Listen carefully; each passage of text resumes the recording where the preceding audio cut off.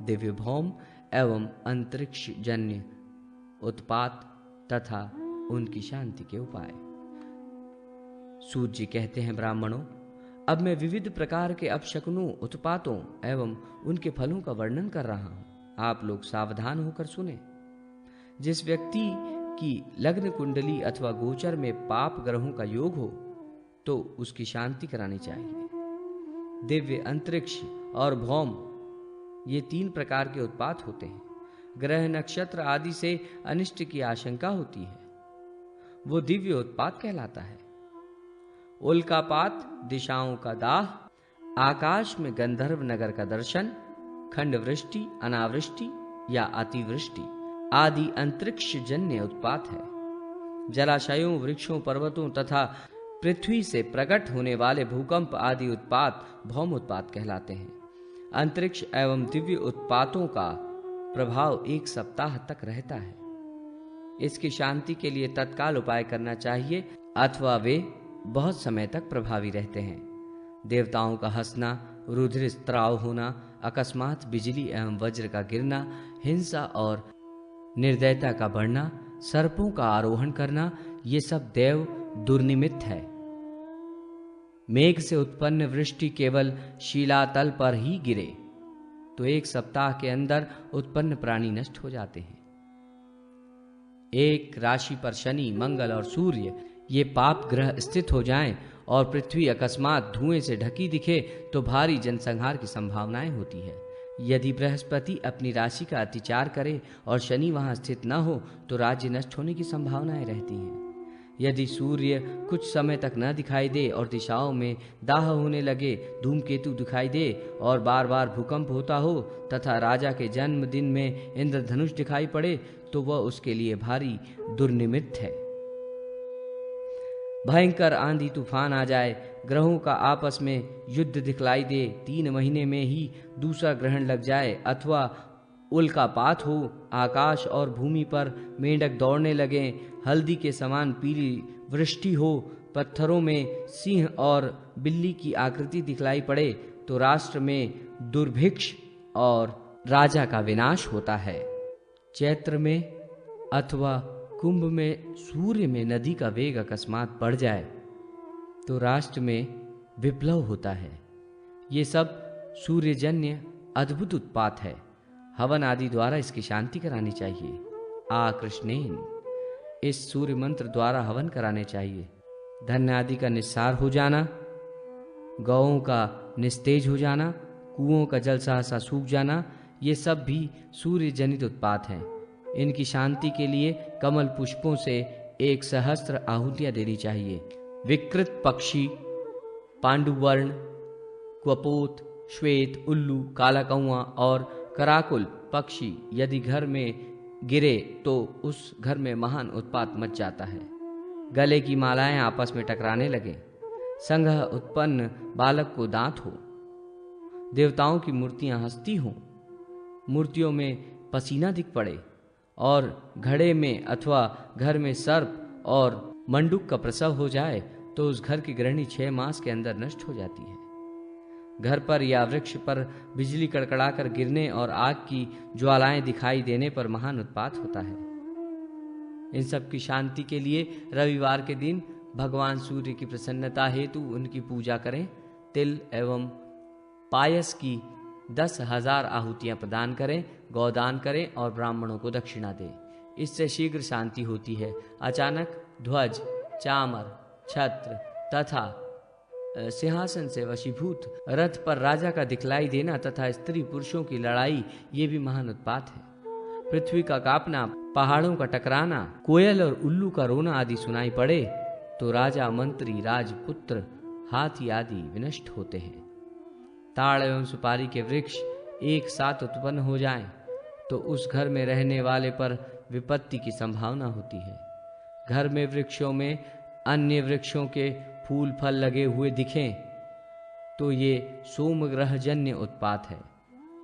इसकी शांति के लिए सोमवार के दिन सोम के निमित्त दधि, मधु, घृत तथा पलाश आदि से इम देवा इस मंत्र से 1000 आहुतियां दे और चरु से भी हवन करें। उड़द और जौ की ढेरियां सहसा लुप्त हो जाए, दही दूध घी और पाकान्नों में रुधिर दिखलाई पड़े, एकाएक घर में आग जैसा लगना दिखाई दे, बिना बादल के ही बिजली चमकने लगे, घर के सभी पशु तथा मनुष्य रुग्ण से दिखाई पड़े, तो मंगल ग्रह से उत्पन्न उत्पात समझने चाहिए।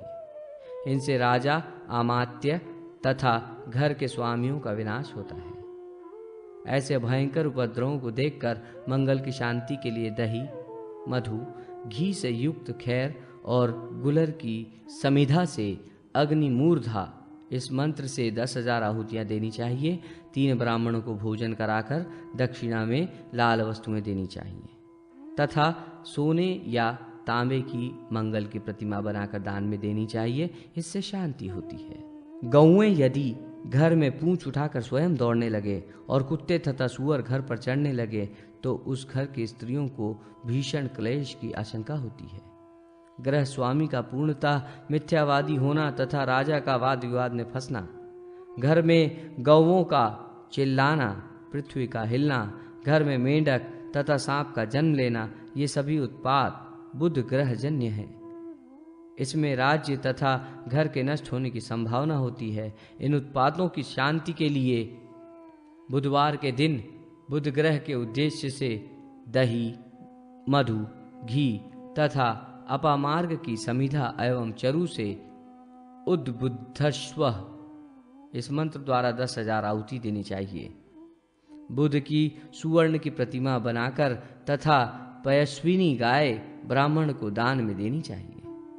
पशुओं का असमय समागम और उनसे यमल संपत्तियों की उत्पत्ति, जौ, व्रीहि आदि का सहसा लुप्त हो जाना, गृहस्तंभ का सहसा टूटना, आंगन में बिल्ली तथा मेंढक के नखों से जमीन कुरेदना और इनका घर पर चढ़ना, ये सभी दोष जहां दिखाई दे वहां 6 महीने के भीतर ही घर का विनाश होता है।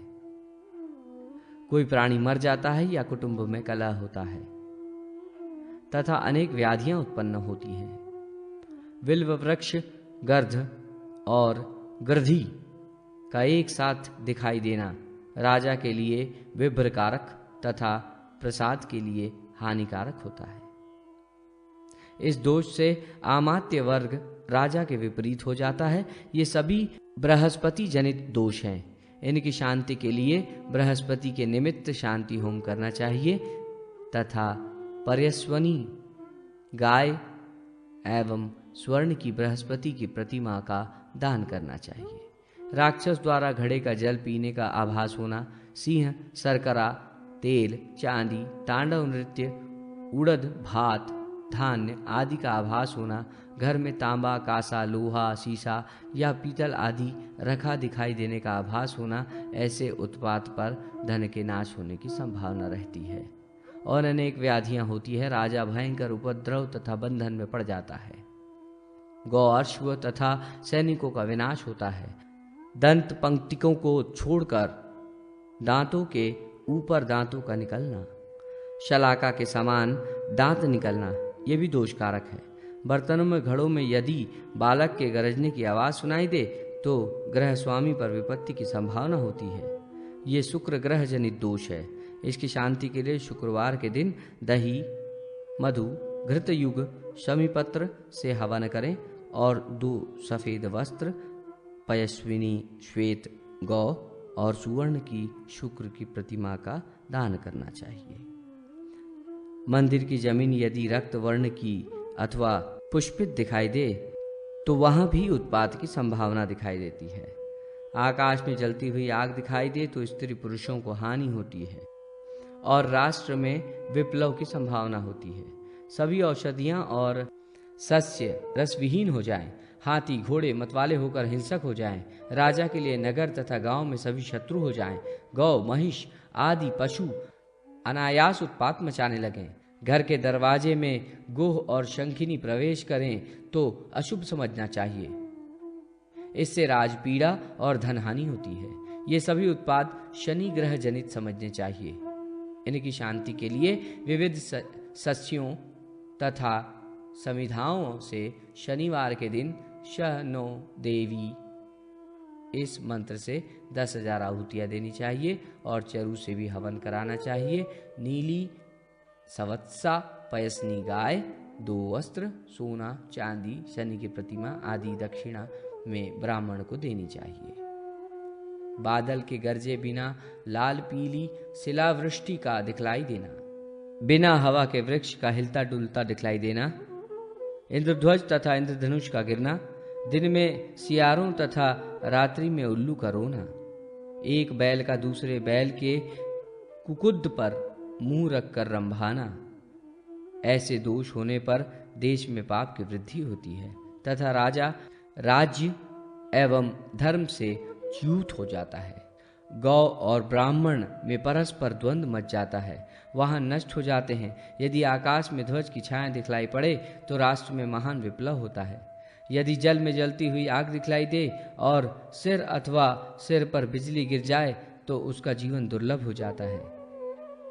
दरवाजों के किनारे पर अथवा स्तंभ पर अग्नि अथवा धूम दिखलाई दे तो मृत्यु का भय होता है। आकाश में वज्राघात, अग्नि की ज्वाला के मध्य धुआं, नगर के मध्य किसी अनहोनी घटना का दिखलाई देना, शव के ले जाते समय उस शव का बैठ जाना, स्थापित लिंग का गमन करना, भूकंप आदि तूफान, उल्कापात होना, बिना समय वृक्षों में फल फूल लगना, ये सभी उत्पात राहुजन्य है। इनकी शांति के लिए दही, मधु, घी, दूब, अक्षत आदि से कया नक्षत्र इस मंत्र द्वारा रविवार के दिन 10,000 आहुतियां राहु के लिए दें। चरु से भी हवन करें। पयस्विनी, कपिला गौ, अतसी, तिल, शंख और युग्म वस्त्र ब्राह्मण को दान में दें। वारुण होम भी करें, इससे सारे दोष और पाप नष्ट हो जाते हैं। यदि जम्बुक, गृध, कौएं आदि भीषण ध्वनि करते हों तथा भयंकर नृत्य करते हों तो मृत्यु की आशंकाएं होती है। जलती हुई आग के समान धूमकेतु का दिखलाई पड़ना, जमीन का खिसकता मालूम होना, ऐसी स्थिति में राजा पीड़ित होता है, राज्य में अकाल पड़ता है तथा अनेक प्रकार के अनिष्ट होते हैं। इनकी शांति के लिए स्वर्ण छत्र युक्त 7 घोड़ों से युक्त सूर्य मंडप बनाकर ब्राह्मण को दान करें। बिल्व पत्र भी दें। ऐन्द्र मंत्र से हवन करें। यदि अकस्मात शाल, ताल, अक्ष, खदिर, कमल आदि घर के अंदर ही उत्पन्न हो तो ये सभी केतु ग्रहजन्य दोष हैं। इनकी शांति के लिए त्रयंबकम इस मंत्र से दही, मधु, घृत से 10,000 आहुतियां दें तथा चरु भी प्रदान करें। नीली सवत्सा, पयस्विनी गाय, वस्त्र, केतु की प्रतिमा आदि ब्राह्मण को दान करें। दक्षिण दिशा में अपनी छाया अपने पैर के एकदम समीप आ जाए और छाया में 2 या 5 सिर दिखाई दें अथवा छिन्न भिन्न रूप में सिर दिखलाई दें तो दिखने वाले की सप्ताह के भीतर ही मृत्यु की आशंका होती है। कौआ, बिल्ली, तोता तथा कपोत का मैथुन दिखलाई दे तो ये दुर्निर्मित राहुजन्य उत्पात है। इनकी शांति के लिए शनिवार के दिन शनि के निमित्त 10,000 आहुतियां देनी चाहिए। अर्क पुष्प से शनि की पूजा करें तथा चरु से 100 बार आहुति दें। वाम दक्षिण क्रम से यदि बाहु, पैर तथा आंख से स्पंदन हो तो इससे मृत्यु का भय होता है। ये सोम ग्रह जनित दुर्निर्मित है। पुस्तक, यज्ञोपवीत, चरु तथा इंद्रध्वज में आग लग जाए तो ये सूर्यजन्य दुर्निर्मित है। इसकी शांति के लिए सूर्य के निमित्त त्रिमधुयुक्त कनेर के पुष्पों से आहुतियां देनी चाहिए। जिन ग्रहों का दुर्निर्मित दिखलाई दे उसकी शांति के लिए ग्रहों तथा उसके अधिदेवता और प्रत्यादि देवता के निमित्त भी विधि पूर्वक पूजन, हवन, स्तवन, दान आदि करना चाहिए। विधि के अनुसार क्रिया न करने से दोष होता है, अतः ये सभी शांत्यादि कर्म शास्त्रोक्त विधान के अनुसार ही करने चाहिए। इससे शांति की प्राप्ति होती है और सर्वविध कल्याण मंगल होता है। मध्यम पर्व तृतीय भाग्य संपूर्ण। ओम श्री परमात्मने नमः। प्रतिसर्ग पर्व प्रथम खंड। सतयुग के राजवंश का वर्णन।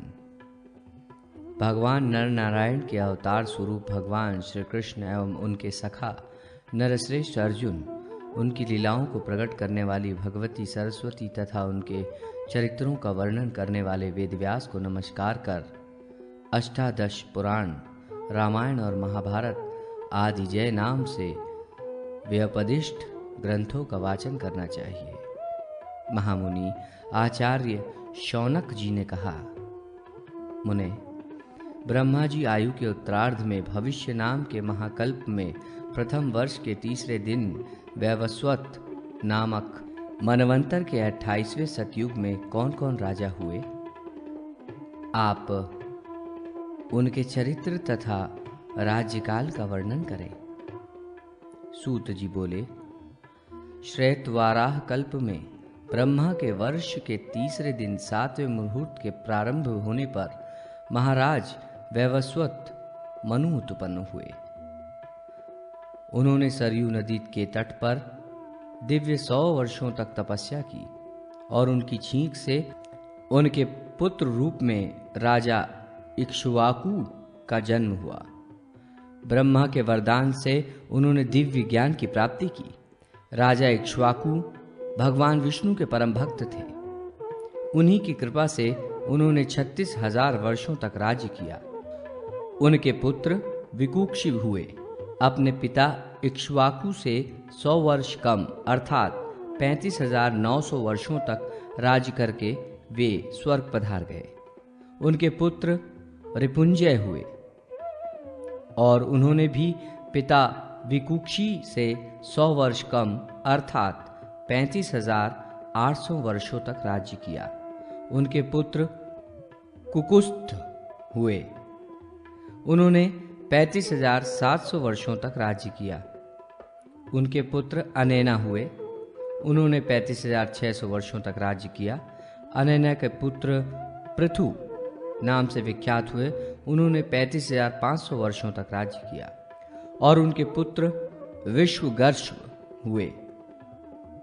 उन्होंने 35,400 वर्षों तक राज्य किया। उनके पुत्र अद्रि हुए। उन्होंने 35,300 वर्षों तक राज्य किया और उनके पुत्र भद्राश्व, जिन्होंने 35,200 वर्षों तक राज्य किया। राजा भद्राश्व के पुत्र योनाश्व, उन्होंने 35,100 वर्षों तक राज्य किया।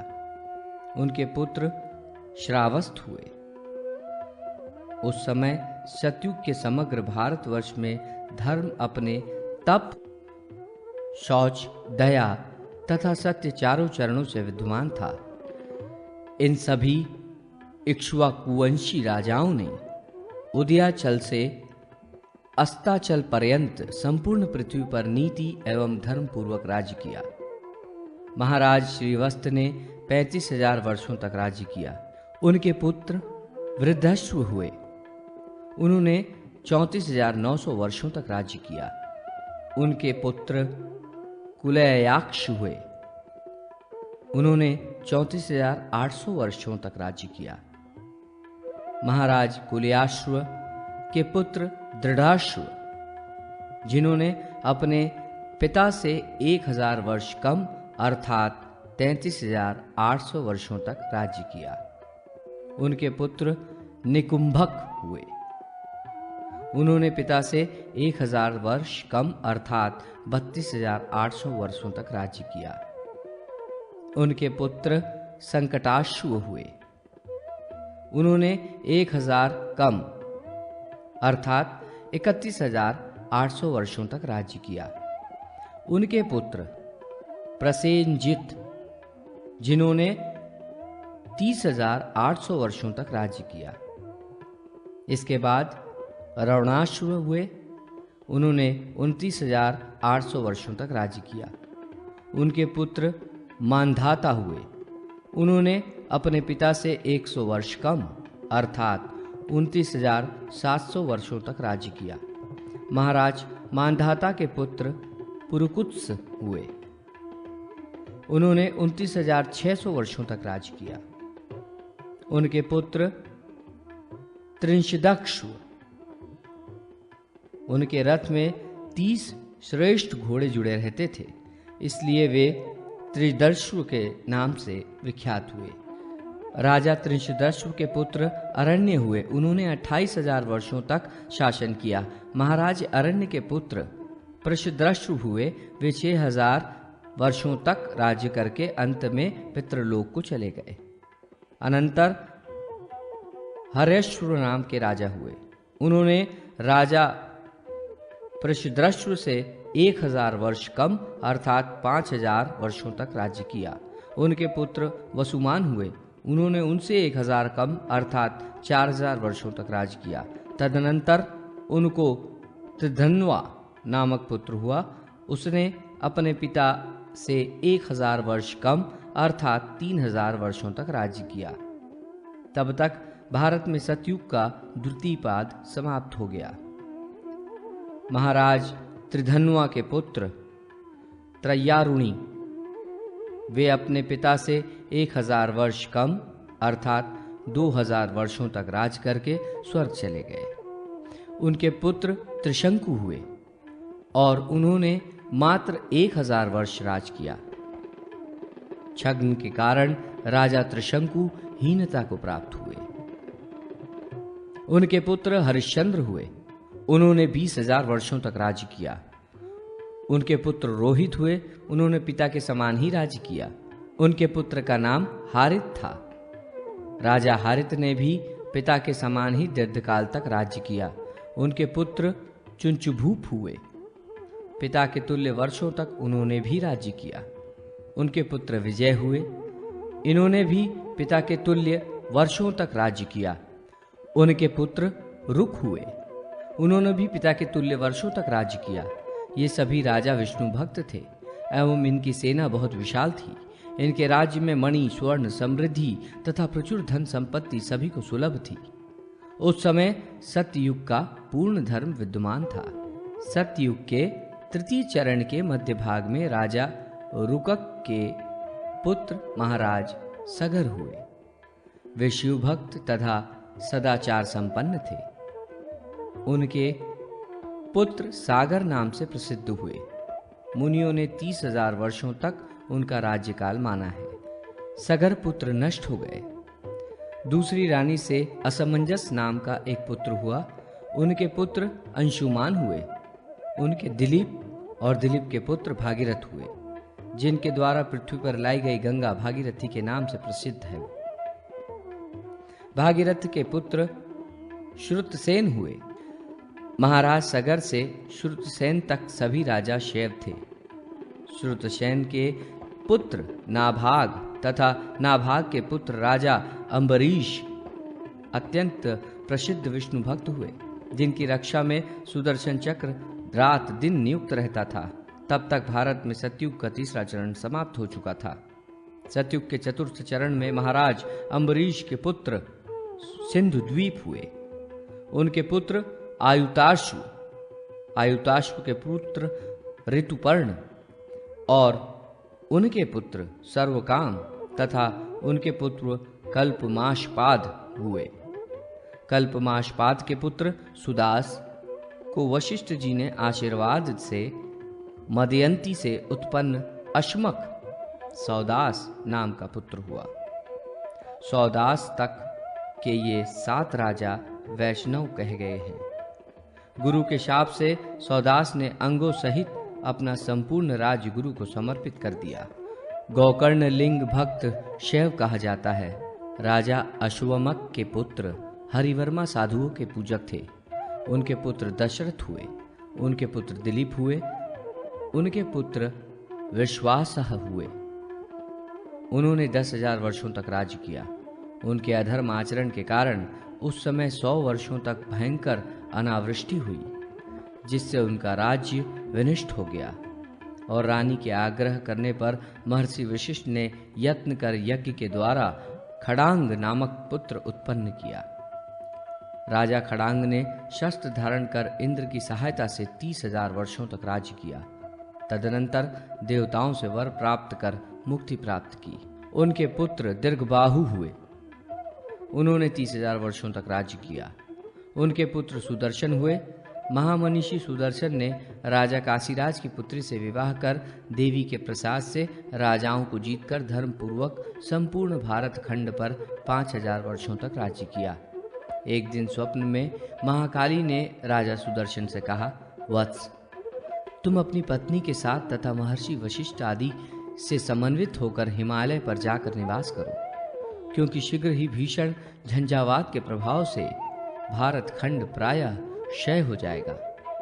पूर्व पश्चिम आदि दिशाओं के अनेक उपद्वीप झंझावातों के कारण समुद्र के गर्त में विलीन से हो गए हैं। भारतवर्ष में भी आज के 7वें दिन भीषण झंझावात आएगा। स्वप्न में भगवती द्वारा प्रलय का निर्देश पाकर महाराज सुदर्शन प्रधान राजाओं, वैश्यों तथा ब्राह्मणों और अपने परिकरों के साथ हिमालय पर चले गए और भारत का बड़ा सा भूभाग समुद्री तूफान आदि के प्रभाव से नष्ट हो गया। संपूर्ण प्राणी विनष्ट हो गए और सारी पृथ्वी जलमग्न हो गई। पुनः कुछ समय के अनंतर भूमि स्थल रूप में दिखलाई देने लगी। त्रेता युग के सूर्य एवं चंद्र राजवंशों का वर्णन। सूत जी बोले, महामुने, वैशाख मास के शुक्ल पक्ष की तृतीया तिथि में बृहस्पतिवार के दिन महाराज सुदर्शन अपने परिकरों के साथ हिमालय पर्वत से पुनः अयोध्या लौट आए। महादेवी के प्रभाव से अयोध्यापुरी पुनः विविध अन्न धन से परिपूर्ण एवं समृद्धिपूर्ण हो गई। महाराज सुदर्शन ने 10,000 वर्षों तक राज्य कर नित्य लोक को प्राप्त किया। उनके पुत्र दिलीप हुए। उन्हें नंदिनी गौ के वरदान से श्रेष्ठ रघु नामक एक पुत्र उत्पन्न हुआ। राजा दिलीप ने 10,000 वर्षों तक भली भांति राज्य किया। दिलीप के बाद पिता के ही समान महाराज रघु ने भी राज्य किया। भृगुनंदन त्रेता में ये सूर्यवंशी क्षत्रिय रघुवंशी नाम से प्रसिद्ध हुए। ब्राह्मण के वरदान से उनके अज नामक पुत्र हुआ। उन्होंने भी पिता के समान ही राज्य किया। उनके पुत्र महाराज दशरथ हुए। दशरथ के पुत्र रूप में स्वयं राम उत्पन्न हुए। उन्होंने 11 वर्षों तक राज्य किया। श्री राम के पुत्र कुश ने 10,000 वर्षों तक राज्य किया। कुश के पुत्र अतिथि, अतिथि के पुत्र निषद, निषद के पुत्र नल, जो शक्ति के परम उपासक थे। नल के पुत्र नभ, नभ के पुत्र पुंडरिक, उनके पुत्र शेमधनवा, शेमधनवा के देवानिक और देवानिक के पुत्र अहिनग तथा अहिनग के पुत्र करु हुए। उन्होंने त्रेता में 100 योजन विस्तार का कुरुक्षेत्र बनाया। कुरु के पुत्र परयात्र, उनके बलस्थल, बलस्थल के पुत्र उक्त, उनके वज्रनाभि, वज्रनाभि के पुत्र शंखनाभि और उनके व्युत्थनाभि हुए। व्युत्थनाभि के पुत्र विश्वपाल, उनके स्वर्णाभि और स्वर्णाभि के पुत्र पुष्पसेन हुए। पुष्पसेन के पुत्र ध्रुवसंधि तथा ध्रुवसंधि के पुत्र अपवर्मा हुए। अपवर्मा के पुत्र शीघ्रगंधा, शीघ्रगंधा के पुत्र मरुपाल और उनके पुत्र प्रसुश्रुत हुए।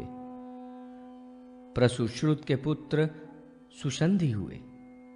उन्होंने पृथ्वी पर एक छोर से दूसरे छोर तक राज्य किया। उनके पुत्र अमर्षण हुए। उन्होंने पिता के समान ही राज्य किया। उनके पुत्र महार्षु, महार्षु के पुत्र वृहद्दल और इनके पुत्र वृहदेशान हुए। वृहदेशान के पुत्र मरुक्षेप, उनके वत्सपाल और उनके पुत्र वत्सव्यूह हुए। वत्सव्यूह के पुत्र राजा प्रतिव्योम हुए। उनके पुत्र देवकर और उनके पुत्र सहदेव हुए। सहदेव के पुत्र वृहदक्ष, उनके भानुरत्न तथा भानुरत्न के सुप्रतीक हुए। उनके मरुदेव और मरुदेव के पुत्र सुनक्षत्र हुए। सुनक्षत्र के पुत्र केशिनर और उनके पुत्र अंतरिक्ष और अंतरिक्ष के पुत्र सर्वाणांग हुए। सर्वाणांग के पुत्र अमित्रंजित हुए। उनके पुत्र बृहद्राज और बृहद्राज के पुत्र धर्मराज हुए। धर्मराज के पुत्र कृतंजय और उनके पुत्र रणंजय हुए। रणंजय के पुत्र संजय, उनके पुत्र शाकवर्धन और शाक्यवर्धन के पुत्र क्रोधदान हुए। क्रोधदान के पुत्र अतुल विक्रम, उनके पुत्र प्रसेनजीत और प्रसेनजीत के पुत्र शूद्रक हुए। शूद्रक के पुत्र सूरत हुए। ये सभी महाराज रघु के वंशज तथा देवी की आराधना में रत रहते थे। यज्ञ आदि में तत्पर रहकर अंत में इन सभी राजाओं ने स्वर्गलोक को प्राप्त किया। जो वृद्ध के वंशज हुए वे सब पूर्ण रूप से शुद्ध रूप से क्षत्रिय नहीं थे। त्रेता युग के तृतीय चरण के प्रारंभ में नवीनता आ गई। देवराज इंद्र ने रोहिणी पति चंद्रमा को पृथ्वी पर भेजा। चंद्रमा ने तीर्थराज प्रयाग को अपनी राजधानी बनाया। वे भगवान विष्णु तथा भगवान शिव की आराधना में तत्पर रहे। भगवती महामाया की प्रसन्नता के लिए उन्होंने 100 यज्ञ किए और 18,000 वर्षों तक राज्य कर वे पुनः स्वर्गलोक चले गए। चंद्रमा के पुत्र बुध हुए। बुध का विवाह इलाके के साथ विधिपूर्वक हुआ, जिससे पुरूरवा की उत्पत्ति हुई। राजा पुरूरवा ने 14,000 वर्षों तक पृथ्वी पर शासन किया। उनको भगवान विष्णु की आराधना में तत्पर रहने वाला आयु नाम का एक धर्मात्मा पुत्र उत्पन्न हुआ। महाराज आयु 36,000 वर्षों तक राज्य कर गंधर्व लोक को प्राप्त करके पुनः स्वर्ग में देवता के समान आनंद भोग रहे हैं। आयु के पुत्र हुए नहुष, जिन्होंने अपने पिता के समान ही धर्म पूर्वक पृथ्वी पर राज्य किया। तदनंतर उन्होंने इंद्र को प्राप्त कर तीनों लोकों को अपने अधीन कर लिया। फिर बाद में महर्षि दुर्वासा के शाप से राजा नहुष अजगर हो गए। इनके पुत्र ययाति हुए। ययाति के 5 पुत्र थे, जिनमें से 3 पुत्र मलेच्छ देशों के शासक हो गए। शेष 2 पुत्रों ने आर्यत्व को प्राप्त किया। उनमें यदु ज्येष्ठ थे और पुरु कनिष्ठ। उन्होंने तपोबल तथा भगवान विष्णु के प्रसाद से 1,00,000 वर्ष तक राज्य किया। अनंतर वे वैकुंठ चले गए। यदु के पुत्र कौष्टु ने 60,000 वर्षों तक राज्य किया। क्रौष्टु के पुत्र वज्रनग्न हुए। उन्होंने 20,000 वर्षों तक पृथ्वी पर शासन किया। उनको स्वाहर्चन नाम का एक पुत्र हुआ। उनके पुत्र चित्ररथ हुए और उनके अरविंद हुए। अरविंद को विष्णु भक्ति परायण श्रवस नाम का पुत्र उत्पन्न हुआ। उनके तामस हुए। तामस के उशन नाम का एक पुत्र हुआ। उनके पुत्र सीतांशुक तथा सीतांशुक के पुत्र कमलांशु हुए। उनके पुत्र पारावात हुए। उन्हें जामघ नामक पुत्र उत्पन्न हुआ। जामघ के पुत्र विदर्भ हुए। उनको कृथ नाम का पुत्र उत्पन्न हुआ। उनके पुत्र कुंती भोज हुए। कुंती भोज ने पाताल में निवास करने वाली पुरु दैत्य की पुत्री से विवाह किया, जिससे वृषपर्वण नाम का पुत्र उत्पन्न हुआ। उनके पुत्र मायाविद्य हुए, जो देवी के भक्त थे। उन्होंने प्रयाग के प्रतिष्ठानुपुर में 10,000 वर्षों तक राज किया और फिर स्वर्ग सिधार गए। मायाविद्य के पुत्र जनमेजय हुए और उनका पुत्र प्राचीनवान हुआ। प्राचीनवान के पुत्र प्रवीर हुए। उनके पुत्र नभस्य हुए। नभस्य के पुत्र भवद और उनके सुगुम्न नाम का पुत्र हुआ। सुगुम्न के पुत्र बाहुगर, उनके पुत्र संयाति और संयाति के पुत्र धनयाति हुए। धनयाति के पुत्र ऐन्याक्ष और उनके पुत्र रंतीनर और रंतीनर के पुत्र सूतपा हुए। सूतपा के पुत्र संवरण हुए, जिन्होंने हिमालय पर्वत पर तपस्या करने की इच्छा की और 100 वर्षों तक तपस्या करने के पश्चात भगवान सूर्य अपनी तप्ती नाम की कन्या से इनका विवाह कर दिया। संतुष्ट होकर राजा संवरण सूर्य लोक चले गए। तदनंतर काल के प्रभाव से त्रेता युग का अंत समय उपस्थित हो गया, जिससे चारों ओर समुद्र उमड़ आए और प्रलय का दृश्य उपस्थित हो गया। 2 वर्षों तक पृथ्वी पर्वतों सहित समुद्र में विलीन रही। झंझावातों के प्रभाव से समुद्र सूख गया। फिर महर्षि अगस्त्य के तेज से भूमि स्थलीभूत होकर दिखने लगी और 5 वर्ष के अंदर पृथ्वी वृक्ष दुर्वा आदि से संपन्न हो गई। भगवान सूर्य देव की आज्ञा से महाराज संवरण, महारानी तप्ती, महर्षि वशिष्ठ और तीनों वर्णों के लोगों के साथ पुनः पृथ्वी पर आ गए। द्वापर युग के चंद्रवंशीय राजाओं का वृतांत। महर्षि शौक ने पूछा, लौह हर्षण जी, आप ये बताइए कि महाराज संवरण किस समय पृथ्वी पर आए और उन्होंने कितने समय तक राज्य किया, तथा द्वापर में कौन कौन से राजा हुए, ये सब भी बताएं। सूत जी बोले, महर्षि, महाराज संवरण भाद्रपद के कृष्ण पक्ष की त्रयोदशी तिथि को शुक्रवार के दिन मुनियों के साथ प्रतिष्ठानपुर में आए। विश्वकर्मा ने वहां एक ऐसे विशाल प्रासाद का निर्माण किया जो ऊंचाई में आधा कोस या 1.5 किलोमीटर के लगभग था। महाराज संवरण ने 5 योजन या 20 कोस के क्षेत्र में प्रतिष्ठानपुर को अत्यंत सुंदरता एवं स्वच्छता पूर्वक बसाया। एक ही समय में बुद्ध के वंश में उत्पन्न प्रसेन और यदुवंशीय राजा सातत्व सूरसेन मथुरा के शासक हुए। मलेच्छ वंशीय श्मश्रुपाल मरुदेव के शासक हुए। क्रमशः प्रजाओं के साथ राजाओं की संख्या बढ़ती चली गई। राजा संवरण ने 10,000 वर्षों तक राज्य किया। इसके बाद उनके पुत्र अर्चाग्य हुए। उन्होंने भी 10,000 वर्षों तक शासन किया। उनके पुत्र सूर्यजापी ने पिता के शासन काल में आधे समय तक राज्य किया। उनके पुत्र सौर्य यज्ञ परायण सूर्य यज्ञ हुए। उनके पुत्र आदित्यवर्धन के पुत्र द्वादशात्मा और उनके पुत्र दिवाकर हुए। इन्होंने भी प्रायः अपने पिता से कुछ कम ही दिनों तक राज्य किया। दिवाकर के पुत्र प्रभाकर और प्रभाकर के पुत्र भावसदात्मा हुए।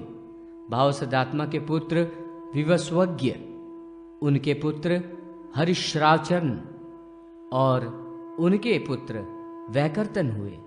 वैकर्तन के पुत्र अर्केष्टिमान, उनके पुत्र मार्कंडवत्सल और मार्कंडवत्सल के पुत्र महिरार्थ तथा उनके अरुपोषण हुए। अरुपोषण के पुत्र ध्युमनी, ध्युमनी के पुत्र तरणी यज्ञ और उनके पुत्र मैत्रेष्टिवर्धन हुए। मैत्रेष्टिवर्धन के पुत्र चित्रभानुर्जक और वैरोचन के पुत्र हंस न्यायी हुए।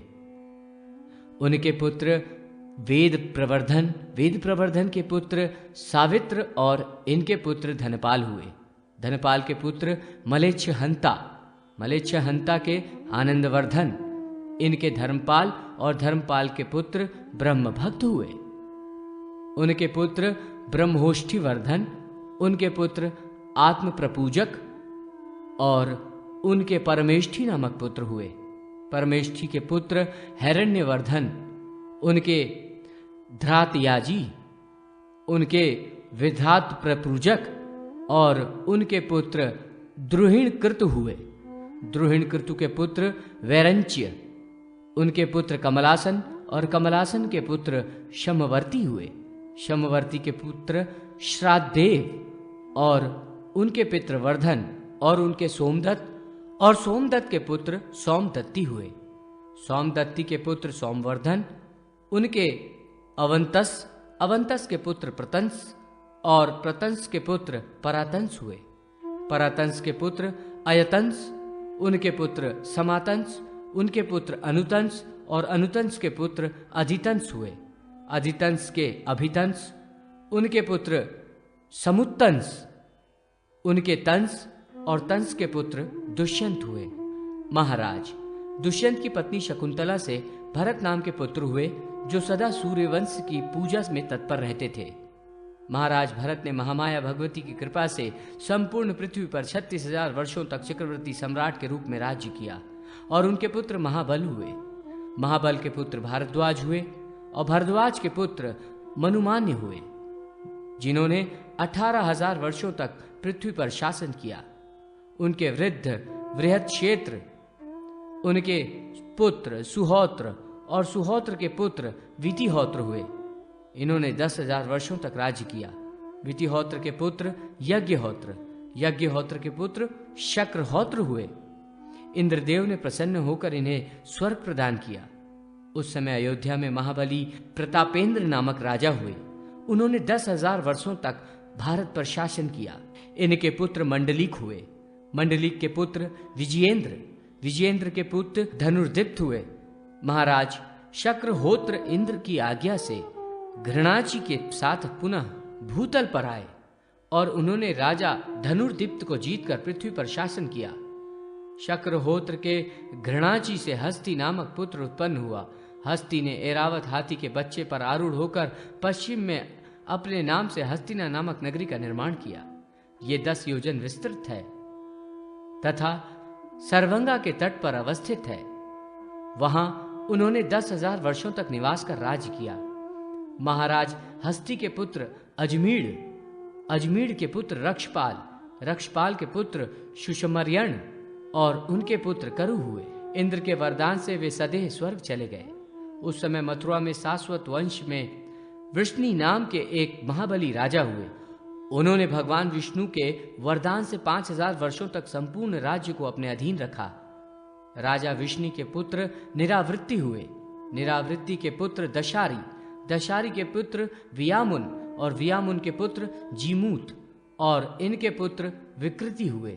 विकृति के पुत्र भीमरथ, उनके पुत्र नवरथ और नवरथ के दशरथ हुए। उनके पुत्र शकुनी और कुशुंभ के पुत्र देवरथ हुए।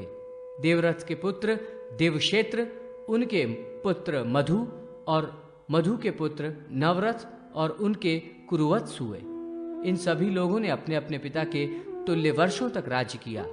कुरुवत्स के पुत्र अनुरथ, उनके पुरुहोत्र और पुरुहोत्र के पुत्र विचित्रांग हुए। उनके सातवान और उनके पुत्र भजमान हुए। उनके पुत्र विदुरथ और सुरभक्त के सुमना हुए। इन सभी ने अपने अपने पिता के तुल्य वर्षों तक राज्य किया। समुना के पुत्र ततिक्षेत्र, उनके स्वयंभू, उनके हरिदीपक और हरिदीपक के देवमेधा हुए। इन सभी ने अपने अपने पिता के तुल्य वर्षों तक राज्य किया। देवमेधा के पुत्र सुरपाल हुए। द्वापर के तृतीय चरण के समाप्त होने पर देवराज इंद्र की आज्ञा से सुकेशी नाम की अप्सरा के स्वामी कुरु राजा हुए। इन्होंने कुरुक्षेत्र का निर्माण किया जो 20 योजन विस्तृत है। विद्वानों ने उसे पुण्य क्षेत्र बनाया है। महाराज कुरु ने 12,000 वर्षों तक राज्य किया। इनके पुत्र जुगनू, जुगनू के सूरत और सूरत के पुत्र विदुरथ हुए। विदुरथ के पुत्र सार्वभौम, इनके जयसेन और उनके पुत्र अर्णव हुए। महाराज अर्णव का शासन क्षेत्र चारों समुद्र तक था और इन्होंने अपने पिता के तुल्य वर्षों तक राज्य किया। अर्णव के पुत्र आयुतायु हुए, जिन्होंने 10,000 वर्षों तक राज्य किया। आयुतायु के पुत्र अक्रोधन, उनके रक्ष, उनके पुत्र भीमसेन और भीमसेन के पुत्र दिलीप हुए। इन सभी राजाओं ने अपने अपने पिता के तुल्य वर्षों तक राज्य किया। दिलीप के पुत्र प्रदीप हुए। इन्होंने 5,000 वर्षों तक शासन किया। प्रदीप के पुत्र संतनु और उन्होंने 1,000 वर्षों तक राज्य किया। उन्हें विचित्र वीर्य नाम का पुत्र उत्पन्न हुआ, जिन्होंने 200 वर्षों तक राज्य किया। उनके पुत्र पांडु हुए, जिन्होंने 500 वर्ष तक राज्य किया। उनके पुत्र युधिष्ठिर हुए, उन्होंने 50 वर्षों तक राज्य किया। सुयोधन, दुर्योधन ने 60 वर्षों तक राज्य किया और कुरुक्षेत्र में युधिष्ठिर के भाई भीमसेन के द्वारा उसकी मृत्यु हुई। प्राचीन काल में दैत्यों का देवताओं द्वारा भारी संहार हुआ था। वे ही सब दैत्य शंतनु के राज्य में पुनः भूलोक में उत्पन्न हुए। दुर्योधन की विशाल सेना के भार से परिव्याप्त वसुंधरा इंद्र की शरण में गई, तब भगवान श्रीहरि का अवतार हुआ। सौरी वसुदेव के द्वारा देवकी के गर्भ से उन्होंने अवतार लिया। वे 135 वर्षों तक पृथ्वी में रहकर उसके बाद गोलोक चले गए। भगवान श्री कृष्ण का अवतार द्वापर के चतुर्थ चरण के अंत में हुआ था। इसके बाद हस्तिनापुर में अभिमन्यु के पुत्र परीक्षित ने राज्य किया। परीक्षित के राज्य करने के बाद उनके पुत्र जनमेजय ने राज्य किया। तदनंतर उनके पुत्र महाराज शतनिक पृथ्वी के शासक हुए। उनके पुत्र यज्ञदत्त हुए। उनके पुत्र निश्चक्र हुए। उनके पुत्र उष्ट्रपाल हुए। उनके पुत्र चित्ररथ और चित्ररथ के पुत्र घृतिमान और उनके पुत्र सुषेण हुए। सुषेण के पुत्र सुनीत, उनके मखपाल, उनके चक्षु और चक्षु के पुत्र सुखवंत हुए। सुखवंत के पुत्र पारिपल्लु हुए। पारिपल्लु के पुत्र सुनय, सुनय के पुत्र मेधावी, उनके नृपंजय और उनके पुत्र मृदु हुए। मृदु के पुत्र तिग्म ज्योति, उनके विहद्रथ और उनके पुत्र वसुदान हुए। इनके पुत्र शतानिक हुए। उनके पुत्र उदयन, उदयन के अहिनर, अहिनर के निर्मित्र तथा निर्मित्र के पुत्र शेमक हुए। महाराज शेमक राज्य छोड़कर कलाप ग्राम चले गए। उनकी मृत्यु मलेच्छों द्वारा हुई। नारद जी के उपदेश एवं सत्य प्रयास से उनके एक पुत्र हुआ जिसका नाम प्रद्योत हुआ। राजा प्रद्योत ने मलेच्छ यज्ञ किया जिसमें मलेच्छों का विनाश हुआ। मलेच्छ वंशीय राजाओं का वर्णन तथा मलेच्छ भाषा आदि का संक्षिप्त परिचय। शौनक ने पूछा, त्रिकालज्ञ महामुने, उस प्रद्योत ने कैसे मलेच्छ यज्ञ किया, ये सब मुझे बतलाइए। सूत जी ने कहा, महामुने, किसी समय शेमक के पुत्र प्रद्योत हस्तिनापुर में विराजमान थे। उस समय नारद जी वहां आए। उनको देखकर प्रसन्न हो राजा प्रद्योत ने विधिवत उनकी पूजा की। सुखपूर्वक बैठे हुए मुनि ने राजा प्रद्योत से कहा, मलेच्छों के द्वारा मारे गए तुम्हारे पिता यमलोक को चले गए हैं। मलेच्छ यज्ञ के प्रभाव से उनकी नरक से मुक्ति होगी और उन्हें स्वर्ग गति की प्राप्ति होगी। अतः तुम मलेच्छ यज्ञ करो। यह सुनकर राजा प्रद्योत की आंखें क्रोध से लाल हो गईं। तब उन्होंने वेदज्ञ ब्राह्मणों को बुलाकर कुरुक्षेत्र में मलेच्छ यज्ञ को तत्काल आरंभ करा दिया। 16 योजन के चतुष्कोण यज्ञ कुंड का निर्माण कर देवताओं का आवाहन कर उस राजा ने मलेच्छों का हनन किया। ब्राह्मणों को दक्षिणा देकर अभिषेक कराया। इस यज्ञ के प्रभाव से उनके पिता शेमक स्वर्गलोक चले गए। तभी से राजा प्रद्योत सर्वत्र पृथ्वी पर मलेच्छ हंता, मलेच्छों को मारने वाले के नाम से प्रसिद्ध हो गए। उनका पुत्र वेदवान नाम से प्रसिद्ध हुआ। मलेच्छ रूप में स्वयं कली ने ही राज्य किया था। अनंतर कली ने अपनी पत्नी के साथ नारायण की पूजा कर दिव्य स्तुति की। स्तुति से प्रसन्न होकर नारायण प्रकट हुए। कली ने उनसे कहा, हे नाथ, राजा वेदवान के पिता प्रद्योत ने मेरे स्थान का विनाश किया है और मेरे प्रिय मलेच्छों को नष्ट कर दिया है। भगवान ने कहा, कले, कई कारणों से अन्य युगों की अपेक्षा तुम श्रेष्ठ हो। अनेक रूपों को धारण कर मैं तुम्हारी इच्छा को पूर्ण करूंगा। आदम नाम का पुरुष और हव्यती हव्वा नाम की पत्नी से मलेच्छ वंशों की वृद्धि करने वाले उत्पन्न होंगे। ये कहकर श्री हरि अंतर्ध्यान हो गए और कलयुग को इससे बहुत आनंद हुआ। उसने नीलाचल पर्वत पर आकर कुछ दिनों तक निवास किया। राजा वेदवान को सुनंद नाम का पुत्र हुआ और बिना संतति के ही वो मृत्यु को प्राप्त हुआ। इसके बाद आर्यावर्त देश सभी प्रकार से क्षीण हो गया और धीरे धीरे मलेच्छों का बल बढ़ने लगा तथा नैमिषारण्य निवासी 88,000 ऋषि मुनि हिमालय पर चले गए और वे बद्री क्षेत्र में आकर भगवान विष्णु की कथा वार्ता में संलग्न हो गए। सूत जी ने पुनः कहा, मुने, द्वापर युग के 16,000 वर्ष शेष काल में आर्य देश की भूमि अनेक कीर्तियों से समन्वित रही, पर इनके समय में कहीं शूद्र कहीं वर्ण संकर राजा भी हुए। 8,202 वर्ष द्वापर युग के शेष रह जाने पर ये भूमि मलेच्छ देशों के राजाओं के प्रभाव में आने लग गई। मलेच्छों का आदि पुरुष आदम, उसकी स्त्री हव्यवती हव्वा दोनों इंद्रियों का दमन कर ध्यान परायण रहते थे। ईश्वर ने प्रधान नगर के पूर्व भाग में 4 कोस वाला एक रमणीय महावन का निर्माण किया। पाप वृक्ष के नीचे जाकर कलयुग सर्वरूप धारण कर हव्वा के पास आया। उस धूर्त कली ने हव्वा को धोखा देकर गूलर के पत्तों में लपेटकर दूषित वायु युक्त फल उसे खिला दिया, जिससे विष्णु की आज्ञा भंग हो गई। इससे अनेक पुत्र हुए जो सभी मलेच्छ कहलाए। आदम पत्नी के साथ स्वर्ग चला गया। उसका श्वेत नाम से विख्यात श्रेष्ठ पुत्र हुआ, जिसकी 112 वर्ष की आयु कही गई है। उसका पुत्र अनूह हुआ, जिसने अपने पिता से कुछ कम ही वर्ष शासन किया। उसका पुत्र कीनाश था।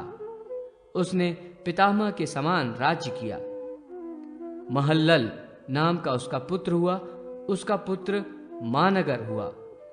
उसको वेरद नाम का पुत्र हुआ और अपने नाम से नगर बसाया। उसका पुत्र विष्णु भक्ति परायण हनुक हुआ। फलों का हवन कर उसने आध्यात्म तत्व का ज्ञान प्राप्त किया। मलेच्छ धर्म परायण व सशरीर स्वर्ग चला गया। इसने द्विजों के आचार विचार का पालन किया और देव पूजा भी की। फिर भी वो विद्वानों के द्वारा मलेच्छ ही कहा गया। मुनियों के द्वारा विष्णु भक्त, अग्नि पूजा, अहिंसा, तपस्या और इंद्रिय दमन ये मलेच्छों के धर्म कहे गए हैं। हनुक का पुत्र मतोच्छिल हुआ। उसका पुत्र लोमक हुआ। अंत में उसने स्वर्ग प्राप्त किया। तदनंतर उसका न्यूह नाम का पुत्र हुआ। न्यूह के सीम, शम और भाव ये 3 पुत्र हुए। न्यूह आत्म ध्यान परायण तथा विष्णु भक्त था। किसी समय उसने स्वप्न में विष्णु का दर्शन प्राप्त किया और उन्होंने न्यूह से कहा कि वत्स सुनो, आज से 7वें दिन प्रलय होगा। हे भक्त श्रेष्ठ, तुम सभी लोगों के साथ नाव पर चढ़कर अपने जीवन की रक्षा करना, फिर तुम बहुत विख्यात व्यक्ति बन जाओगे। भगवान की बात मानकर उसने एक सुदृढ़ नौका का निर्माण करवाया, जो 300 हाथ लंबी, 50 हाथ चौड़ी और 30 हाथ ऊंची थी और सभी जीवों से समन्वित थी। विष्णु के ध्यान में तत्पर होता हुआ वो अपने वंश के साथ नाव पर चढ़ गया। इसी बीच इंद्रदेव ने 40 दिनों तक लगातार मेघों से मूसलाधार वृष्टि कराई। संपूर्ण भारत सागरों के जल से पाल्वित हो गया। चारों सागर मिल गए, पृथ्वी डूब गई, पर हिमालय पर्वत का बद्री क्षेत्र पानी से ऊपर ही रहा, वो डूबा नहीं। 88,000 ब्रह्मवादी मुनिगण अपने शिष्यों के साथ वहीं स्थिर और सुरक्षित रहे। न्यूह भी अपनी नौका के साथ वहीं आकर बच गए। संसार के शेष सभी प्राणी विनिष्ट हो गए।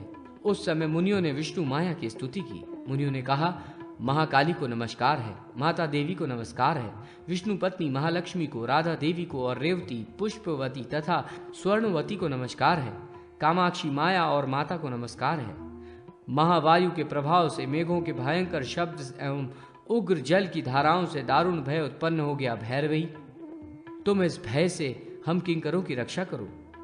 देवी ने प्रसन्न होकर जल की वृद्धि को तुरंत शांत कर दिया। हिमालय की प्रांतवर्ती शिशिणा नाम की भूमि 1 वर्ष में जल से हट जाने पर स्थल के रूप में दिखने लगी। न्यूह अपने वंशजों के साथ उस भूमि पर आकर निवास करने लगा। शौनक ने कहा, मुनीश्वर, प्रलय के बाद उस समय जो कुछ वर्तमान है उसे अपनी दिव्य दृष्टि के प्रभाव से जानकर बतलाएं। सूत जी बोले, शौनक, न्यूह नाम का पुनर्निर्दिष्ट मलेच्छ राजा भगवान विष्णु की भक्ति में लीन रहने लगा। इससे भगवान विष्णु ने प्रसन्न होकर अपने वंश की वृद्धि की। उसने वेद वाक्य और संस्कृत से बहिर्भूत मलेच्छ भाषा का विस्तार किया और कल की वृद्धि के लिए ब्राह्मी भाषा को अपशब्द वाली भाषा बनाया और उसने 3 पुत्रों को सीम, शम तथा भाव के नाम क्रमशः शीम, हाम तथा याकुत रख दिए। याकुत के 7 पुत्र हुए, जुम्र, माजूज, मादी, यूनान, तुवलोम, शक तथा तिरास। इन्हीं के नाम पर अलग अलग देश प्रसिद्ध हुए। जुम्र के 10 पुत्र हुए। उनके नामों से भी देश प्रसिद्ध हुए। यूनान के अलग अलग संतानें इलीश, तरलीश, कित्ती और हुदा इन 4 नामों से प्रसिद्ध हुई तथा उनके नाम से भी अलग अलग देश बसे। न्यूह के द्वितीय पुत्र हाम, शम से 4 पुत्र कहे गए हैं। कुश, मिस्र, कुज, कना इनके नाम पर भी देश प्रसिद्ध हैं। कुश के 6 पुत्र हुए, सवा, हबिल, सरवत, उर्गम, सवतिका और महाबली निमरूह। इनकी भी कलन, सिना, रोरक, अक्कद, बाबुन और रसनादेशक आदि संतानें हुई। इतनी बातें ऋषियों को सुनाकर सूत जी समाधिस्थ हो गए। बहुत वर्षों बाद उनकी समाधि खुली और वे कहने लगे, ऋषियों, अब मैं न्यूह के ज्येष्ठ पुत्र राजा सीम के वंश का वर्णन करता हूँ। मलेच्छ राजा सीम ने 500 वर्षों तक भली भांति राज्य किया। अरकनसद उसका पुत्र था, जिसने 434 वर्षों तक राज्य किया। उसका पुत्र सिंहल हुआ, उसने भी 460 वर्षों तक राज्य किया। उसका पुत्र इब्र हुआ, उसने पिता के समान ही राज्य किया। उसका पुत्र फलज हुआ, जिसने 240 वर्षों तक राज्य किया। उसका पुत्र रऊ हुआ, उसने 237 वर्षों तक राज्य किया। उसके जुज नाम का एक पुत्र हुआ, पिता के समान ही उसने राज्य किया। उसका पुत्र नुहुर हुआ, उसने 160 वर्षों तक राज्य किया। हे राजन, अनेक शत्रुओं का भी उसने विनाश किया।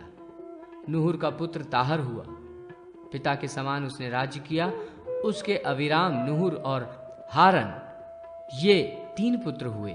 हे मुने, इस प्रकार मैंने नाम मात्र से मलिच्छ राजाओं के वंशों का वर्णन किया। सरस्वती के शाप से ये राजा मलेच्छ भाषा भाषी हो गए और आचार में अधम सिद्ध हुए। कलयुग में इनकी संख्या की विशेष वृद्धि हुई, किंतु मैंने संक्षेप थी इन वंशों का वर्णन किया। संस्कृत भाषा भारतवर्ष में ही किसी तरह बची रही, अन्य भागों में मलेच्छ भाषा ही आनंद देने वाली हुई। सूत जी पुनः बोले, भार्गवत नये महामुने शौनक, 3 सहस्त्र वर्ष कलयुग के बीत जाने पर अवंती नगरी में शंख नामक का एक राजा हुआ और मलेच्छ देश में शकों का राजा राज्य करता था। उनकी अभिवृद्धि का कारण सुनो। 2000 वर्ष कलयुग बीत जाने पर मलेच्छ वंश की अधिक वृद्धि हुई और विश्व के अधिकांश भाग की भूमि मलेच्छमयी हो गई तथा भली भांति के मत चल पड़े। सरस्वती का तट ब्रह्मावर्त क्षेत्र ही शुद्ध बचा था। मुषा नाम का व्यक्ति मलेच्छों का आचार्य और पूर्व पुरुष था। उसने अपने मत को सारे संसार में फैलाया। कलयुग के आने से भारत में देव पूजा और वेद भाषा प्रायः नष्ट हो गई। भारत में धीरे धीरे प्राकृत और मलेच्छ भाषा का प्रचार प्रारंभ हुआ। वज्र भाषा और महाराष्ट्री ये प्राकृत के मुख्य भेद है। यावनी और गुरुदंडिका मलेच्छ भाषा के मुख्य भेद हैं। इन भाषाओं के और भी 4 लाख सूक्ष्म भेद हैं। प्राकृत में पानीय को पानी और विभूक्षा को भूख कहा जाता है। इसी तरह मलेच्छ भाषा में पितृ को पैतर, फादर और भ्राता को बादर, ब्रदर कहते हैं। इसी प्रकार आहुति को आजू, जानू को जैनू, रविवार को संडे, फाल्गुन को फरवरी और षष्ठी को 60 कहते हैं। भारत में अयोध्या, मथुरा, काशी आदि पवित्र 7 पुरियां हैं। उनमें भी अब हिंसा होने लग गई। डाकू, शबर, भिल्ल तथा मूर्ख व्यक्ति भी आर्य देश भारतवर्ष में भर गए। मलेच्छ देश में मलेच्छ धर्म को मानने वाले सुख से रहते हैं। यही कलयुग की विशेषता है। भारत और इसके द्वीपों में मलेच्छों का राज्य रहेगा, ऐसा समझकर हे मुनि श्रेष्ठ, आप लोग हरि का भजन करें। काश्यप के उपाध्याय दीक्षित आदि 10 पुत्रों का नामोल्लेख, मगध के राजवंश और बौद्ध राजाओं का तथा चौहान और परमार आदि राजवंशों का वर्णन। शौकन जी ने पूछा, महाराज, ब्रह्मावर्त में मलेच्छगण क्यों नहीं आ सके? इसका कारण बताएं। सूत जी बोले, मुने, सरस्वती के प्रभाव से वे सब वहां नहीं आ सके। वहां कश्यप नाम के एक ब्राह्मण रहते थे। वे कली के 1000 वर्ष बीतने पर देवताओं की आज्ञा से स्वर्गलोक से ब्रह्मावर्त में आए। उनकी धर्मपत्नी का नाम आर्यावती। उससे काश्यप के 10 पुत्र उत्पन्न हुए।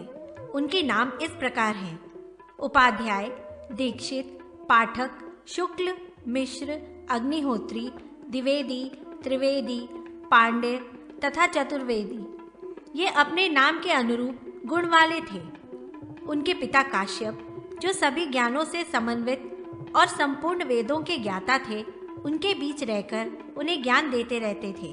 काश्यप ने काश्मीर में जाकर जगत जननी सरस्वती को रक्त पुष्प, अक्षत, धूप, दीप, नैवेद्य तथा पुष्पांजलि द्वारा संतुष्ट किया। देवी की स्तुति करते हुए काश्यप ने कहा, माता शंकर प्रिय, मुझ पर आपकी करुणा क्यों नहीं होती? देवी, आप सारे संसार की माता हैं, फिर मुझे जगत से बाहर क्यों मानती हैं? देवी, देवताओं के लिए धर्मद्रोहियों को आप क्यों नहीं मारती हैं? मलेच्छों को मोहित कीजिए और उत्तम संस्कृत भाषा का विस्तार कीजिए।